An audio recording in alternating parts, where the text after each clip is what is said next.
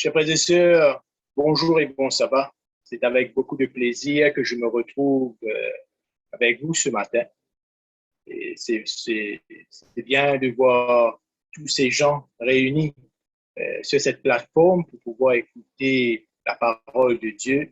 Il y a aussi beaucoup de tristesse de ne pas pouvoir se rencontrer physiquement. Ça fait un bon moment. Mais je suis comme l'apôtre Paul. Et je dis, mon plus grand désir, c'est que très bientôt, nous nous retrouvons ensemble un sabbat matin pour louer l'Éternel et pour lui rendre grâce et pour lui remercier de tout ce qu'il a fait pour nous.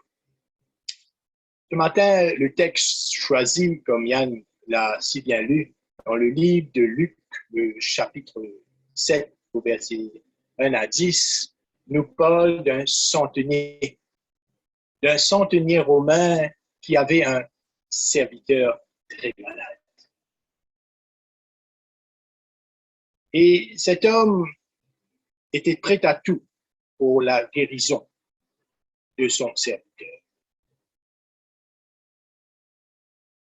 Le 28 août 1963, 18 personnes prirent la parole à Washington.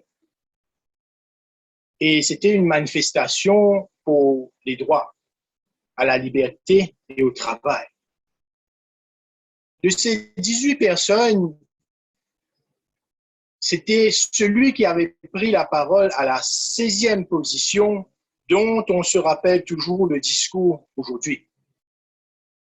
Cette fameuse phrase qui fut lue par cet homme, I have a dream, but one day this nation will rise and will live out the true meaning of his creed. Ces paroles, ce sont ceux de Martin Luther King, qui plus de 60 ans de cela, l'année prochaine, ça fera 60 ans qu'il a fait ce fameux discours, où nous nous rappelons toujours de cette phrase, de ces mots, I have a dream.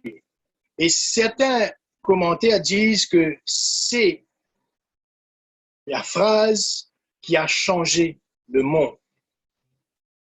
Combien de générations se sont succédées, on se rappelle toujours de cette parole.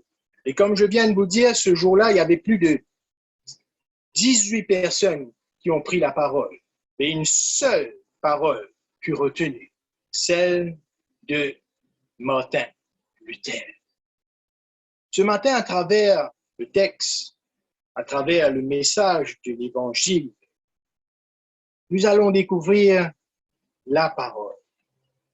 Le centenier avait dit à Jésus, dis une parole, dis un mot, et mon serviteur sera guéri. Quel est ce mot que Jésus a prononcé? Quel est ce mot qui a changé la vie de ce centenier, de ce serviteur, de cette foule? Avant de lire la parole et de rentrer dans ce sermon, je vous invite à courber la tête pour en prier. Éternel, notre Dieu, notre Père, nous te sommes infiniment reconnaissants ce matin d'être avec nous. Alors que nous allons ouvrir ton évangile, que ton Saint-Esprit soit notre guide et soit avec nous. Que Père, à travers ta parole, tu nous édifies. À travers ta parole, Père, tu nous encourages. Tu enlèves toute amertume, toute crainte et tu nous donnes du courage, de la persévérance. Je te prie, Père, de faire taire tous les bruits du dehors afin que nous soyons concentrés et que nous puissions être nourris par toi. Fais-nous du bien, Père. C'est au nom de Jésus que je demande ces grâces. Amen. Le texte commence ainsi. Après avoir achevé ses discours devant le peuple qui l'écoutait, Jésus entra dans Capernaum. Jésus entra dans Capernaum. Il faut bien comprendre que beaucoup de choses s'est passé à Capernaum. Capernaum était une grande ville. Et cette ville était aussi, pour le mot veut dire, village de la consolation. Jésus entra dans ce village de la consolation où il fit de cet endroit un petit peu son, on va dire, sa base. C'est là où il se retrouvait assez souvent. Et à Capernaum, les commentaires nous disent qu'il y avait un poste militaire. Et au début de son ministère, Jésus fréquentait souvent cet endroit. Il a fait son quartier général. Et là-bas, il fit beaucoup de miracles. Il a guéri, parmi tant d'autres, le serviteur du centenier. Il a guéri aussi un démoniaque, la belle-mère de Pierre. C'est là-bas où il guérit le paralytique porté par quatre hommes, le fils d'un officier royal et bon nombre de malades. Et selon les commentaires, il dit que c'est à cet endroit aussi que le discours qui se trouve juste après Jean le chapitre 6, versets 24 à 71, où le miracle des 5 pains et 2 poissons, il dit ce fut prononcé dans une synagogue à Capernaum. Et c'était aussi là-bas où Jésus appela Matthieu. Matthieu les vit comme disciple. C'était dans la région de Capernaum. Donc, Capernaum était un endroit où il y a eu beaucoup de miracles. Capernaum était un endroit où il y a eu des messages, où Jésus a fréquenté, où on entendit parler de Jésus dans toute cette ville. Et les gens de Capernaum connaissaient le Christ. Et Jésus avait une telle réputation que ce centenier romain, lui qui n'avait jamais rencontré le Christ, entendit parler de Jésus. Ce centenier qui avait la responsabilité de 100 hommes a entendu parler de Jésus. Et le texte nous dit, un centenier avait un serviteur auquel il était très attaché et qui se trouvait malade sur le point de mourir. Il avait là un serviteur qui était mourant. Et chose qui est intrigante dans ce texte, chose qui on doit porter attention, c'est que le mot utilisé pour serviteur ici veut dire un esclave.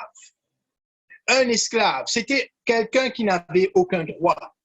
C'était quelqu'un qui était traité comme un objet. C'était quelqu'un qu'on allait acheter au marché, des esclaves, et qu'on faisait venir dans la maison et qu'il devait obéir au maître, au doigt et à l'œil. Il n'avait pas le droit à la réflexion, il n'avait pas le droit à donner son avis, il n'avait pas le droit d'ouvrir sa bouche. Seule chose qu'il avait le droit de faire, c'est d'obéir à son maître et de faire tout ce que son maître lui disait. Ce n'était, pour dire au plus simple, ce n'était même pas un humain dans le contexte romain. Pour le Romain, l'esclave, c'était un objet. C'était un objet utilisé pour faire un travail. C'était un objet qui n'avait pas d'émotion. C'était un objet qu'on ne considérait pas. Quand un esclave était malade, on le laissait mourir, on allait acheter un autre esclave pour le remplacer. On ne se fatiguait pas à trouver une solution pour guérir l'esclave. Mais ce centenier-là avait quelque chose de spécial. Ce centenier-là voulait guérir son esclave. Le texte ne nous donne pas le nom du centenier. Le texte ne nous donne pas le nom de son serviteur. Le texte ne nous donne aucun nom. Le seul prénom qui nous est donné dans ce texte, ce court texte, c'est le nom de Jésus. Sinon, tous les personnages, personne. Luc n'a pas trouvé important de donner leur prénom. Au verset 3, il nous dit, ayant entendu parler de Jésus. Dès que le serviteur, dès que le centenier eut entendu parler de Jésus, il envoya quelques anciens des Juifs pour le prier de venir guérir son serviteur. Quel est l'attachement que ce centenier avait à cet homme pour qu'il voulait absolument qu'il retrouve la vie? Et là, la première action, en ayant entendu parler de Jésus, la première action que le centenier a fait, c'est d'envoyer les anciens des Juifs. Il envoyait des hommes responsables. Il envoyait des hommes de prière. Il envoyait des hommes qui connaissaient la parole. Il envoyait des hommes influents, des hommes de la même communauté que Jésus. Lui, il était un Romain, il était un païen. Et il envoyait les mêmes personnes de la même communauté, de la même foi que Jésus. Et il envoya ces hommes vers Jésus, ces anciens, les Juifs. Et chose qui est, il faut dire, je ne dirais pas drôle, mais un petit peu qui nous chatouille, c'est que ces Juifs n'aimaient pas les Romains. Les Romains étaient les ennemis des Juifs. C'était le colon, c'était ceux qui ont colonisé Israël. C'était ceux dont ils voulaient se débarrasser. Et là, nous voyons que ces hommes, que ces anciens des Juifs, tout de suite, ils n'ont pas regardé au grade de cet homme. Ils n'ont pas regardé à son appartenance ethnique. Ils n'ont pas regardé à sa foi. Ils sont tout de suite partis voir Jésus. Et nous connaissons aussi la relation qu'ont les anciens des Juifs avec Jésus. Beaucoup n'aimaient pas l'enseignement. Beaucoup étaient contre. Mais tout de suite, ils vont vers Jésus. Et là, les centeniers vont faire quelque chose. Les anciens des Juifs vont dire quelque chose à Jésus. Ils arrivaient auprès de Jésus et lui adressèrent d'instantes supplications.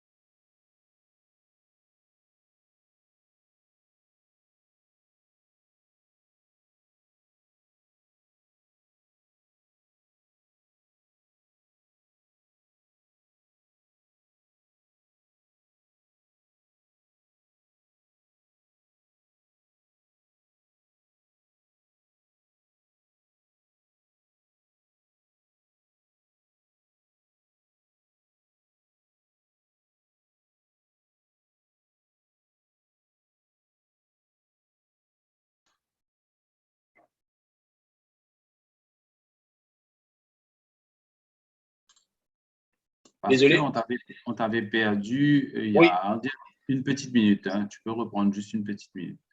OK, c'est bon. Allez, merci. Merci beaucoup, Yann. Donc, désolé pour ce problème technique. Je pense que l'Internet nous a fait un mauvais tour. Mais pour vous dire que dès que je reviens de ce que j'avais pris, des 16 personnes qui avaient pris la parole le jour où Martin Luther avait parlé, on n'avait retenu que le discours de Martin Luther. Et là, dans ce même texte, il nous est dit que plusieurs anciens des Juifs sont venus voir Jésus.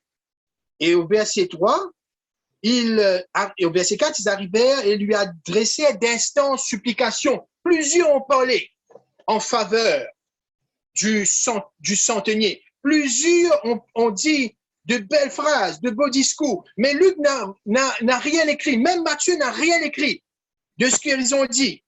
Une seule chose. Il y a deux, on va dire, une chose qu'ils ont retenue. Il dit, il mérite que tu lui accordes cela. Les anciens des Juifs ont fait l'éloge du centenier. Ces responsables religieux sont venus avec des éloges pour élever le centenier. Il mérite, il est en droit par sa conduite. Qu'a-t-il fait? Qu'a-t-il fait? Qu'est-ce que cet homme a fait? Deux choses. L'éloge que les anciens des Juifs ont fait pour le centenier, il dit, il aime notre nation. Et c'est lui qui a bâti notre synagogue. La seule chose, les deux choses qu'ils ont dit, c'est qu'il aime notre nation. Et il a bâti notre synagogue. Parce qu'il a fait un don, il mérite ils voyaient que les anciens des Juifs voyaient que cet homme était méritant. Chers frères et sœurs, le discours de ces hommes, ce n'est pas cela qui a fait Jésus aller vers ce centurion. Les belles paroles de ces hommes, ce n'est pas cela qui a fait la guérison du serviteur.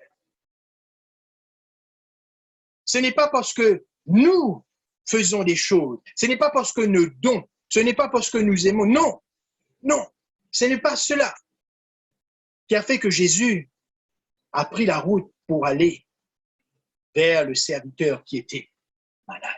Le texte nous dit que Jésus se mit en route, mais nous allons voir plus tard que ce n'étaient pas les raisons, ce n'était pas le discours, ce n'étaient pas les paroles des anciens des Juifs. Ce n'est pas parce que ce centenier avait bâti la synagogue, ce n'est pas parce qu'il aimait cette nation que Jésus a pris la route. Bien souvent, nous pensons que nous méritons. Parce que bien souvent, nous pensons que nous sommes en droit. Nous sommes chrétiens, nous faisons nos prières, nous faisons de grandes choses. Nous pensons que c'est à cause de ce que nous faisons, nous méritons que Jésus fasse quelque chose pour nous. Et nous allons voir, chers frères et sœurs, nous allons voir quel est ce mot qui a changé. Nous allons voir quelle est l'importance pour que Jésus apporte une différence dans notre vie. Alors que les anciens sont venus voir, ils ont fait des discours pour faire l'éloge de l'homme. Ils ont élevé l'homme. Le centenier ne s'est pas arrêté là. Le centenier, on continue, il a envoyé des amis. Il nous dit au verset 6, Jésus étant allé avec eux, n'était guère éloigné de la maison. Quand le centenier envoya des amis pour lui dire, Seigneur, ne prends pas tant de peine, car je ne suis pas digne que tu entres sous mon toit. Après avoir utilisé des hommes d'autorité, on va dire des hommes influents, le centenier envoie des amis. Ceux qui sont intimes, ceux qui le connaissent bien, ceux qui se réjouissent avec lui, ceux qui mangent avec lui, ceux qui pleurent avec lui, ceux qui l'aident, ceux qui ont peur à son malheur. Combien d'amis avons-nous, chers frères et sœurs? Certains peut-être me diront, je n'ai pas beaucoup d'amis. Certains me diront, j'ai beaucoup d'amis virtuels avec les followers et tout ce que nous avons. Certains me diront, moi je suis très populaire, j'ai beaucoup d'amis. Je n'ai pas un en particulier, mais j'ai beaucoup d'amis. Et souvent on utilise l'influence de nos amis. Et là, les amis vont venir rapporter. Les amis vont venir vers Jésus, vont lui dire, quand le centenier envoya des amis pour lui dire, Seigneur, ne prends pas tant de peine. Les amis vont venir rapporter les discours, les paroles du centurion.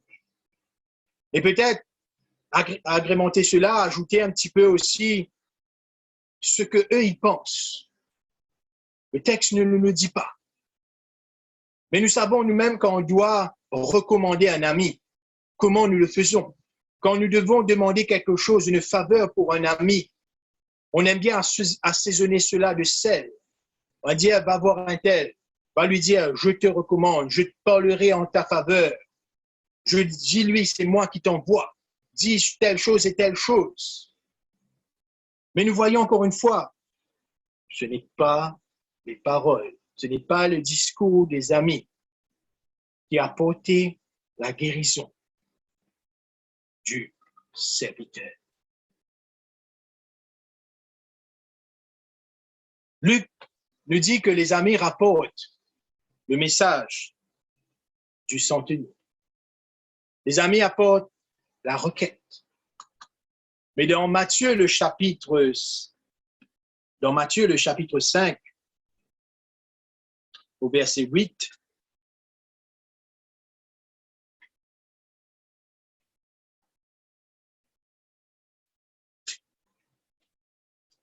excusez-moi, c'est Matthieu, chapitre 8, au verset 5, où il nous racontait le même texte, mais à une différence près. À une différence près. Et là, c'est White met l'accent dessus. Il dit alors que dans la coutume de l'époque, on envoyait toujours des émissaires pour parler pour quelqu'un qui était haut gradé. Et les centeniers a respecté cela. Il envoyait les chefs des Juifs et il envoyait ses amis. Mais arrivé à un moment, le centenier va dire, comme Jésus entra dans Capernaum, un centenier l'aborda. Matthieu donna une tournure à cette histoire. Matthieu va nous montrer que non seulement que, non content d'avoir envoyé les anciens des Juifs, non seulement d'avoir envoyé les amis, mais le centenier n'a pas pu tenir. Il est venu lui-même en personne. Il est venu lui-même en personne avec sa requête. Lui qui ne voulait pas que Jésus entrât chez lui. Lui qui respectait la coutume juive, sachant très bien qu'un juif ne pouvait pas entrer chez un païen, car sinon ce juif serait souillé. Ce juif devait aller se purifier. Il ne voulait pas faire cela.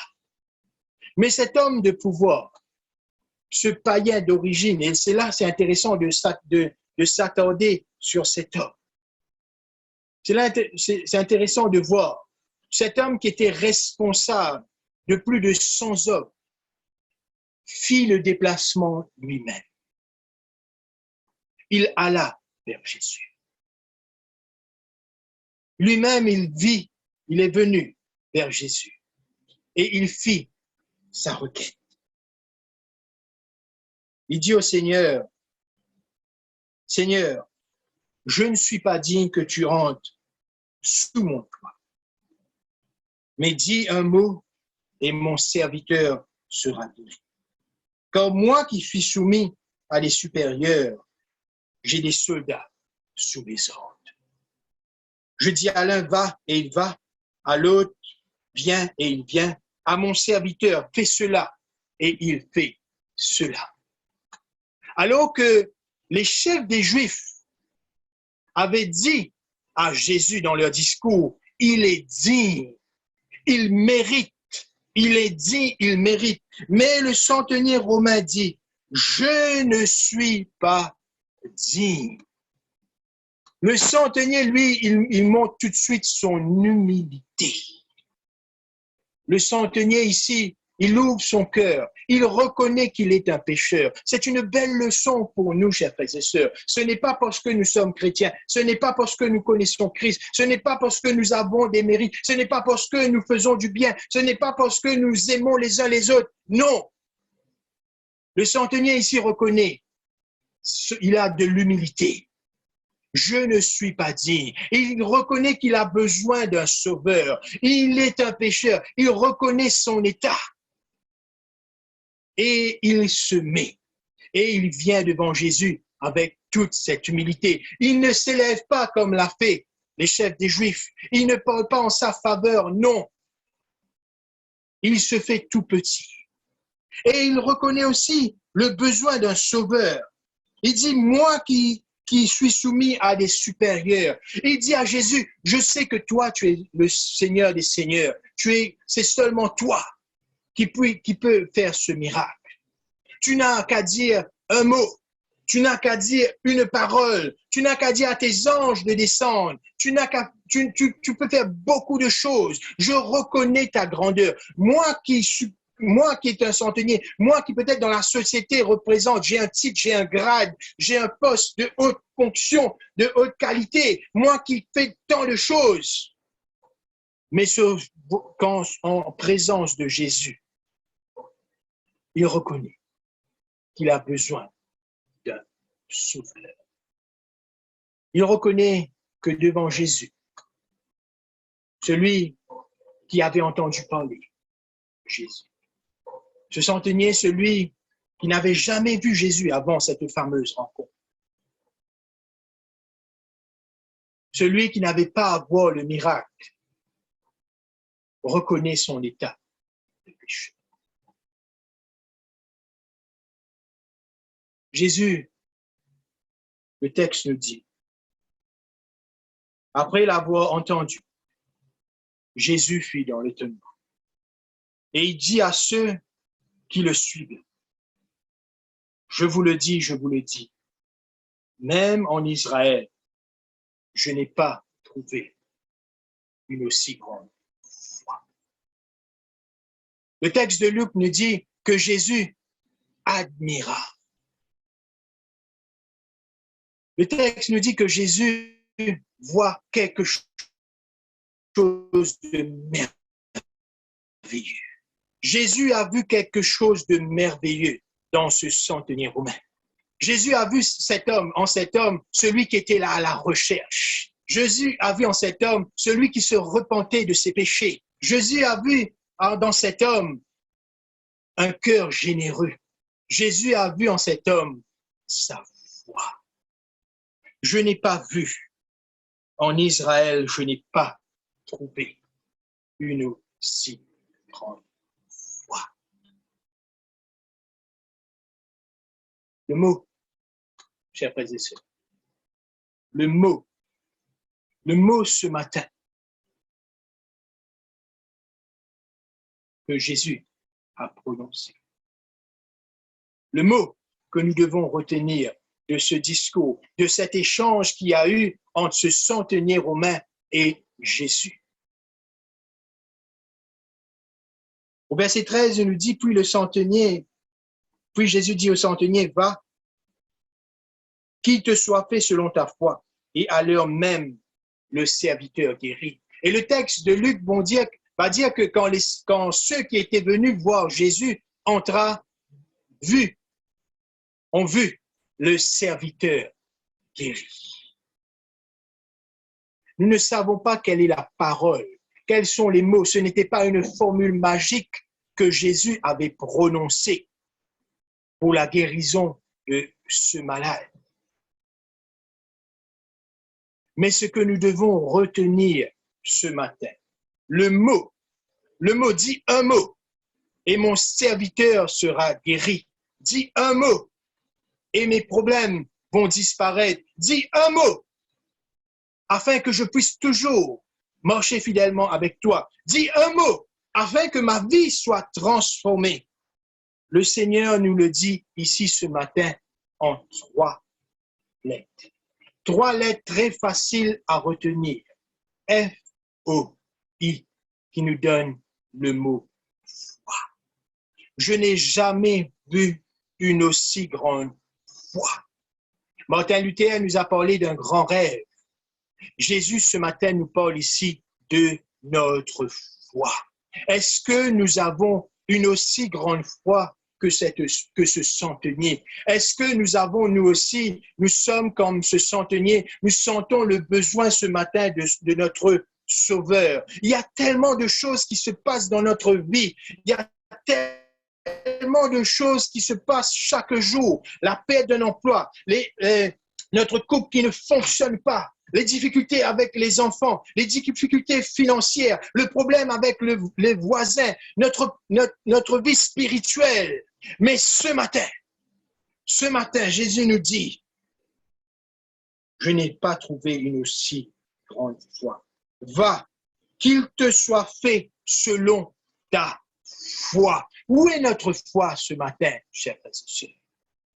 Où est notre foi? Est-ce que nous avons la foi de ce centenier? Le discours, le mot que Jésus prononça, que nous devons retenir ce matin, c'est la foi. Vous savez, en Afrique, il y a un animal qu'on appelle un impala. Cet animal ressemble un petit peu à un cerf, plus à une biche. Il n'a pas les cornes. Et mais avec un peu les caractéristiques d'un cabri. Et ce qui est intéressant avec l'impala, c'est qu'il peut faire des bonds de plus de 10 mètres. Il peut sauter facilement un mur de 10 mètres, hein, de 3 à 10 mètres. Donc, si c'était pour une compétition, le impala serait le meilleur sauteur à la perche. Car il peut sauter de 3 à 10 mètres. Le record du monde du saut à la perche est, je crois, de plus de 6 mètres, 6 mètres 20 ou un petit peu plus. Donc, l'impala aurait sauté cela avec une aisance incroyable parce qu'il peut sauter même plus de 10 mètres. Mais vous savez, pour garder un impala dans un zoo, on n'a besoin que d'un mur d'1 mètre de hauteur. Cet animal peut sauter plus de 10 mètres, mais pour l'empêcher de s'enfuir dans un zoo, nous n'avons qu'à mettre un mur d'1 mètre de hauteur. Dès que le impala voit un obstacle devant lui, il ne peut plus sauter. Si l'impala ne voit pas où il va atterrir, il ne peut plus avancer. Chose vraiment étrange. Chose vraiment étrange d'un animal qui peut faire un bond de plus de 10 mètres, mais un mur d'1 mètre suffit pour le retenir. Très souvent, chers amis, nous sommes comme des impalas. Jésus nous a dit, si nous avons seulement la foi, comme un grain de moutarde, nous pouvons déplacer de grandes. La guérison de ce serviteur, ce n'était pas le nombre de discours, ce n'était pas les gens influents, ce n'était pas les amis, mais c'était la foi de ce centenier. Jésus fit le miracle, mais c'était la foi de ce centenier. Il ne s'est pas laissé arrêter par un mur d'1 mètre de hauteur. Mais il savait qu'avec Jésus, il pouvait aller plus loin. La foi qu'il avait dans son Sauveur, la foi qu'il avait avec celui qui pouvait guérir par une parole, n'avait qu'à dire un mot et son serviteur sera guéri. Ce matin, chers amis, avons-nous la foi de ce centenier? Est-ce que nous avons besoin d'un sauveur, Jésus-Christ? Comme je vous l'ai dit plus tôt, le texte de Luc au chapitre 7 ne mentionne aucun prénom, que seulement le prénom de Jésus-Christ. Pour nous montrer, chers frères et sœurs, que notre foi doit être en Jésus. Que notre foi, ce n'est pas dans les amis, que notre foi, ce n'est pas dans les grands discours, que notre foi, ce n'est pas dans les responsables, mais notre foi doit être en Jésus-Christ. Quand nous lisons ce texte, nous avons la promesse de paix, d'amour, de pardon, d'une vie meilleure et de la vie éternelle. Quelquefois, nous sommes peut-être paralysés. Ce matin, peut-être, nous sommes peut-être paralysés comme des impalas avec un mur d'1 mètre de hauteur. Nous n'arrivons pas à avancer. Quand il y a des situations dans notre vie, peut-être nous devons recommencer une année scolaire, nous avons quelques difficultés financières, il y a des choses qui nous empêchent, des soucis familiales, de santé. Mais ce matin, Jésus nous dit, ta foi, c'est ta foi qui va faire la différence. C'est ta foi qui va faire la différence. 1 Pierre, au chapitre 1er, au verset 3 à 10, nous dit ceci. Loué soit Dieu, le Père de notre Sauveur Jésus-Christ, Dans son amour, il nous a fait naître à une vie nouvelle, grâce à la résurrection de Jésus-Christ d'entre les morts, pour nous donner une espérance vivante. Car il a préparé pour nous un héritage qui ne peut ni se détruire, ni se corrompre, ni perdre sa beauté. Il la tient en réserve pour nous dans les cieux. Vous qu'il garde par sa puissance, au moyen de la foi, au vu du salut qu'il est prêt à être élevé au moment de la fin. Voilà ce qui est fait, ce qui fait votre joie. Même si actuellement, il faut que vous soyez attristés pour un peu de temps par diverses épreuves. Les temps sont durs, les moments sont durs, mais celles-ci servent à éprouver la valeur de votre foi. Cet épisode du serviteur malade, c'était pour servir à éprouver la valeur de la foi de ce centenier. Les épreuves de notre vie, c'est pour servent à éprouver la valeur de notre foi. Le creuset, le feu du creuset n'éprouve pas-il l'or qui pourtant disparaît un jour, mais beaucoup plus précieuse que l'or périssable est la foi. La foi est encore plus précieuse, qui a résisté à l'épreuve. Il vous faudra louange, gloire et honneur lorsque Jésus-Christ apparaîtra. Jésus, vous ne l'avez pas vu. Et pourtant, nous l'aimons. Mais en plaçant notre confiance en lui, sans le voir encore, nous sommes remplis d'une joie glorieuse qu'une parole ne saurait exprimer. Car vous obtenez votre salut, qui est le but de votre foi. Ce salut a fait l'objet des recherches et des investigations des prophètes qui ont annoncé d'avance qui vous a été destiné. Notre foi a peut-être été mise à l'épreuve pendant des années, pendant ces quelques jours, pendant ces quelques mois, pendant ces quelques semaines. Mais ce matin, Jésus nous dit que cela est pour ton bien, pour nous éprouver, pour nous rendre plus résistants, pour nous rendre vers l'objectif que nous voulons atteindre, la vie éternelle. C'est pour nous éprouver.